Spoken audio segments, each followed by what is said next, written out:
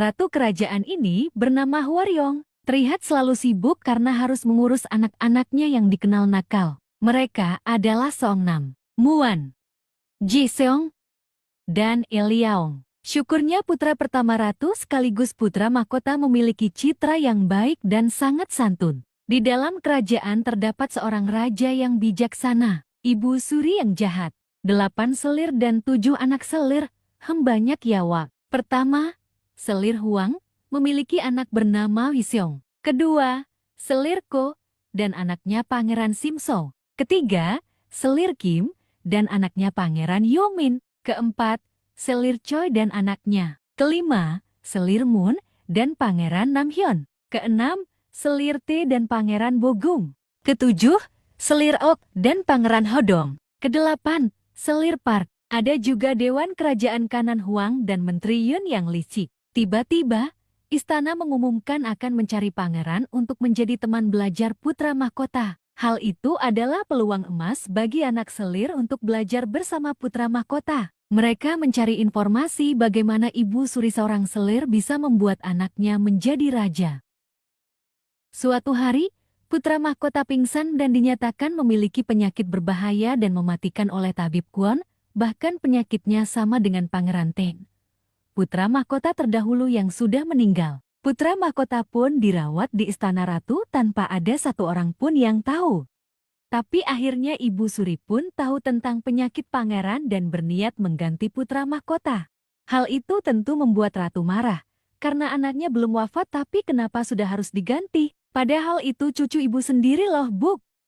Kekhawatiran ratu akan penyakit putra mahkota pun membuatnya harus menemui mantan Ratu Yun, yaitu ibu putra mahkota Tin untuk bertanya tentang penyakitnya dulu. Tapi Ratu Yun bilang bahwa semua yang tercatat itu bohong dan ia yakin anaknya meninggal bukan karena penyakit itu. Setelah kematian putra mahkota Tin, Ratu Yun pun diturunkan tahtanya karena anaknya yang lain dianggap tidak pantas menjadi putra mahkota. Sehingga anak dari selirku yaitu si Ibu Suri yang menjadi putra mahkota dan menjadi raja sekarang. Dan yang menyedihkan 3 dari 4 anak Ratu Yun yang tersisa dibunuh.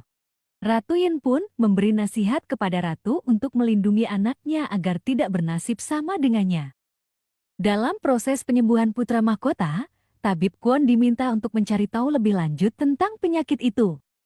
Setelah dicari tahu, ternyata semua yang terlibat dalam penyembuhan itu tidak ada yang diketahui keberadaannya, dan semua catatan juga habis karena adanya kebakaran. Akhirnya ratu pun membuat rencana dan membujuk anak-anaknya agar mau ikut dalam seleksi tersebut.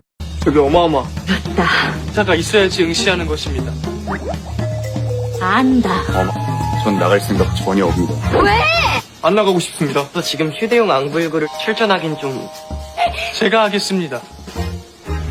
저희들 중에 누군가 다 그래. 개성대고. 잘 생각했다. 니들도 다시 한번 고민해보거라. 고민해야 합니까? 왜는? 그럼 제가 못 냈어 너? 언제 한번 애물대 오게티 흠집내내는 망나니들 사고뭉치 궁 어딘가에서 수군되면 다 니들을 가리키는 말들이다. 창피하지 않아? 나 찌뜨겁지도. Udah lelah merepet, tapi hanya Jaesung yang mau ikut seleksi. Hahaha. Saat perjalanan pulang, ratu memergoki Jaesung yang menuju sebuah bangunan. Ratu sangat terkejut dan nangis terseduh dengan apa yang dilihatnya. Kira-kira kenapa ya?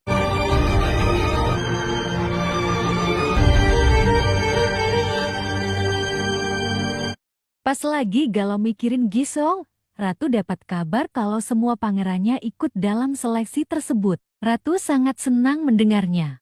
Selirko yang curiga dengan Gyeseong mengikuti Gyeseong ke bangunan itu dan ternyata Gyeseong sedang merias wajahnya menjadi wanita.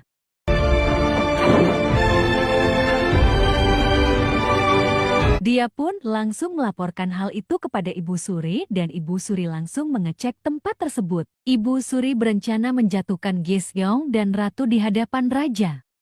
Hari seleksi pun tiba dan semua pangeran terlihat serius dalam menjawab pertanyaan dari raja. Putra mahkota memerlukan perawatan ekstra dan dilarang beraktivitas oleh ratu.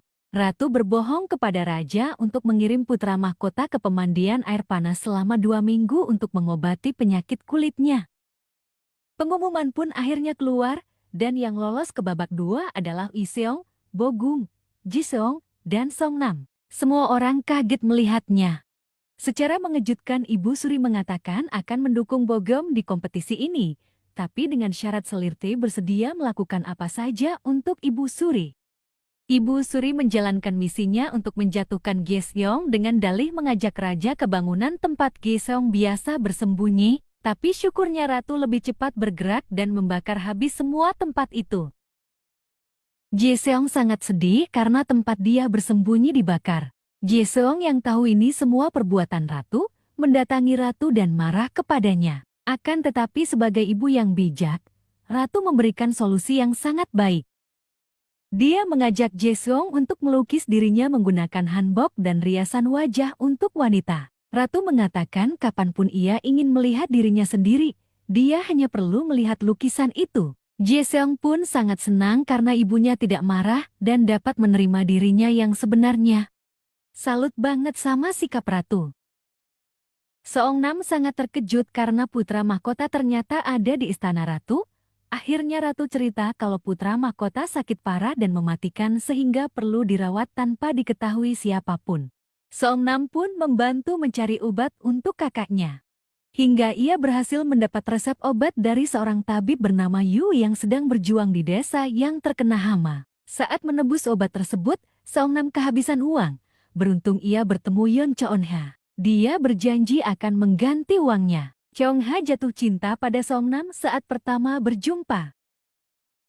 Songnam pun berhasil membawa pulang obat tersebut tetapi ratu melarang tabib Kwon memberikannya kepada putra mahkota. Sementara itu, yang terpilih menjadi teman belajar putra mahkota adalah Bogung. Terpilihnya Bogung membuat Ibu Suri memojokkan Pangeran Agung Ratu. Ibu Suri juga memberi ultimatum kepada ratu bahwa putra mahkota harus sehat saat istrinya melahirkan. Kalau tidak dia akan bertindak. Karena putra mahkota harus sembuh, ratu pun memberikan izin kepada tabib Kwon untuk memberi obat dari resep yang diberikan Songnam. Pada hari putri mahkota melahirkan, raja mempertanyakan di mana putra mahkota. Ratu terlihat bingung menjawab. Tapi tiba-tiba putra mahkota datang dalam keadaan sehat. Kasihan Ibu Suri, gagal lagi rencananya. Ratu mengajak para pangeran untuk makan bersama. Mereka tampak sangat bahagia. Tapi sayang, keesokan harinya saat sedang belajar, tiba-tiba putra mahkota muntah darah dan membuat semua orang terkejut. Karena hal itu akhirnya semua orang tahu kalau selama ini putra mahkota sakit keras. Raja akhirnya melarang siapapun datang menjenguk termasuk ratu. Songnam sedih karena dia merasa karena obat pemberiannya yang menyebabkan kakaknya semakin sakit. Tapi ratu bilang kalau putra mahkota sempat sembuh bisa jadi bukan itu penyebabnya. Saat keadaan semakin runyam, Dewan Kerajaan Huang mengusulkan untuk segera menurunkan putra mahkota, tapi raja menolak dengan tegas. Seakan diburu waktu, mereka bahkan berdemo untuk tetap menurunkan putra mahkota. Raja semakin bingung dengan desakan semua menterinya dan Ibu Suri. Tapi sang ratu tidak tinggal diam. Dia marah dan menyuruh semua orang untuk menyembuhkan putra mahkota, bukan malah sibuk menurunkan tahtanya. Wah, di sini benar terlihat peran ibu yang berusaha melindungi anaknya. Akhirnya raja pun memutuskan untuk tetap mempertahankan putra mahkota dan berusaha untuk menyembuhkannya. Dan tidak boleh ada isu lagi tentang hal ini jika tidak mau dianggap pengkhianat. Tapi, tiba-tiba ratu mendapat kabar bahwa putra mahkota sekarat. Ratu pun berlari ke istana tetapi putra mahkota sudah meninggal dunia. Ratu pun merelakan anak kesayangannya itu dengan air mata. Begitu pula dengan raja. Bagian tersedih ini. Setelah kematian putra mahkota, para menteri kembali sibuk mencari penggantinya. Putra mahkota memang punya anak, tapi masih terlalu kecil. Akhirnya mereka mengusulkan Taehyun untuk memilih siapa yang pantas menjadi putra mahkota tanpa membedakan anak ratu dan selir. Taehyun sudah terbukti bagus karena juga dipakai saat pemilihan raja. Raja mempertanyakan tentang penyelidikan kematian putra mahkota. Raja meminta untuk menuntaskan penyelidikan dan akan membiarkan tahta itu kosong sampai kematiannya jelas. Mengetahui anak-anaknya diremehkan, ratu pun berusaha membujuk anak-anaknya lagi untuk mau berubah demi mempertahankan apa yang ada selama ini. Ratu berkata kalau mereka tidak bisa hidup sesuka hati lagi seperti dulu, karena jika tidak maka orang lain yang akan menggantikannya.